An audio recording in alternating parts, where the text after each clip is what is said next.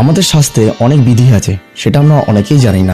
অনেক সময় আমরা যখন বাইরে থেকে ঘরে আসি তখন হট করে গাটা ছমছম করে ওঠে, বা কোনো জায়গায় গেলে আমরা একটা নেগেটিভ এনার্জি বুঝতে পারি বা সেটাকে ফিল করতে পারি।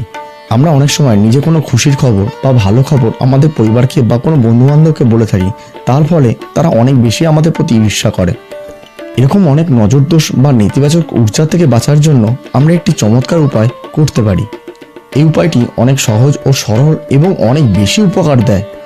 যখন সন্ধ্যা লাগে তার আধ ঘন্টা আগে বা আধ ঘন্টা পরে এই উপায়টি আমরা করতে পারি।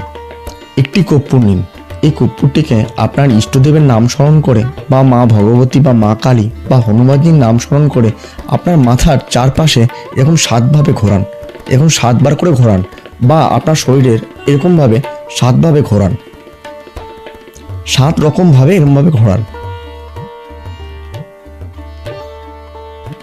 তারপরে কর্পূরটিকে যে কোনো খোলা জায়গা, বাড়ির বাইরে হতে পারে বা আপনার ছাদে হতে পারে, কর্পূরটিকে এই সন্ধেবেলায় জ্বালিয়ে দিন। তারপর দেখবেন আপনার জীবনে অনেক নেতিবাচক দিক থেকে আপনি মুক্তি পেয়ে গেছেন। ভালো থাকবেন, সুস্থ থাকবেন। দেখা হচ্ছে পরের ভিডিওতে। নমঃ শিবায়।